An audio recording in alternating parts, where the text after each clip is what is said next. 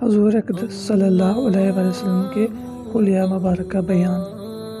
ابراہیم بن محمد جو حضرت علی رضی اللہ عنہ کی اولاد میں سے ہیں یعنی ہوتے ہیں، وہ فرماتے ہیں کہ حضرت علی رضی اللہ تعالیٰ عنہ جب حضور صلی اللہ علیہ وسلم کے حلیہ مبارک کا بیان فرماتے تو کہا کرتے تھے کہ حضور صلی اللہ علیہ وسلم نہ زیادہ لمبے تھے نہ زیادہ پست قد بلکہ میانہ قد لوگوں میں تھے۔ حضور صلی اللہ علیہ وسلم کے بال مبارک نہ بالکل پیچ دار تھے نہ بالکل سیدھے، بلکہ تھوڑی سی پیچیدگی لیے ہوئے تھے۔ نہ آپ صلی اللہ علیہ وسلم موٹے بدن کے تھے نہ گول چہرہ کے، البتہ تھوڑی سی گولائی آپ کے چہرہ مبارک میں تھی، یعنی چہرہ انور نہ بالکل گول تھا نہ بالکل لمبا بلکہ دونوں کے درمیان تھا۔ حضور صلی اللہ علیہ وسلم کا رنگ سفید سرخی مائل تھا۔ حضور صلی اللہ علیہ وسلم کی مبارک آنکھیں نہایت سیاہ تھیں اور پلکیں دراز۔ بدن کے جوڑوں کی ہڈیاں موٹی تھیں، مثلاً کہنیاں اور گھٹنے، اور ایسے ہی دونوں منڈوں کے درمیان کی جگہ بھی موٹی اور پرگوشت تھی۔ آپ صلی اللہ علیہ وسلم کے بدن مبارک پر معمولی طور سے زائد بال نہیں تھے، یعنی بعض آدمی ایسے ہوتے ہیں کہ ان کے بدن پر بال زیادہ ہو جاتے ہیں۔ حضور اقدس صلی اللہ علیہ وسلم کے بدن مبارک پر خاص حصوں کے علاوہ جیسے بازو، پنڈلیاں وغیرہ ان کے علاوہ اور کہیں بال نہ تھے۔ آپ صلی اللہ علیہ وسلم کے سینہ مبارک سے ناف تک بالوں کی لکیر تھی۔ آپ صلی اللہ علیہ وسلم کے ہاتھ اور قدم مبارک پرگوشت تھے۔ جب آپ صلی اللہ علیہ وسلم تشریف لے چلتے تو قدموں کو قوت سے اٹھاتے گویا کہ پستی کی طرف چل رہے ہیں۔ جب آپ صلی اللہ علیہ وسلم کسی کی طرف توجہ فرماتے تو پورے بدن مبارک کے ساتھ توجہ فرماتے تھے، یعنی یہ کہ صرف گردن پھیر کر کسی کی طرف متوجہ نہیں ہوتے تھے،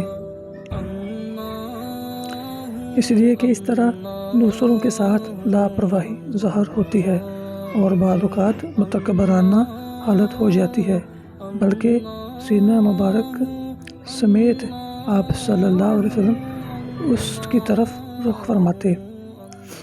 بعض علماء نے اس کا مطلب یہ بھی فرمایا ہے کہ آپ صلی اللہ علیہ وآلہ وسلم توجہ فرماتے تو تمام چہرہ مبارک سے فرماتے، کونکیوں سے نہیں ملاحظہ فرماتے تھے، مگر یہ مطلب اچھا نہیں۔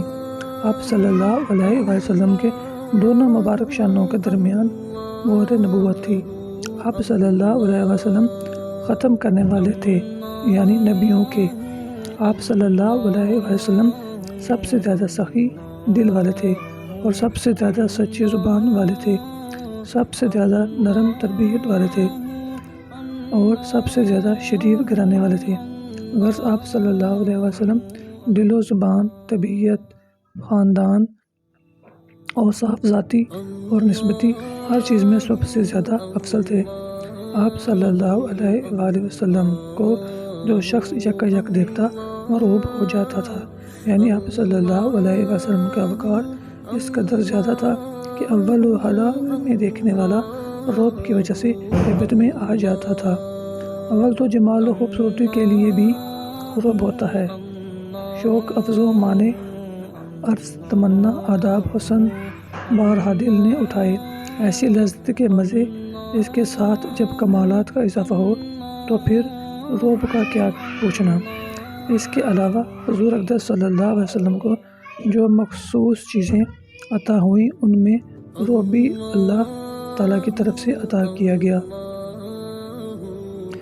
اور جو شخص پہچان کر میل جول کرتا تھا وہ آپ صلی اللہ علیہ وسلم کے علاقے کریم اوصاف جمیلہ کا غائل ہو کر آپ صلی اللہ علیہ وآلہ وسلم کو محبوب بنا لیتا تھا۔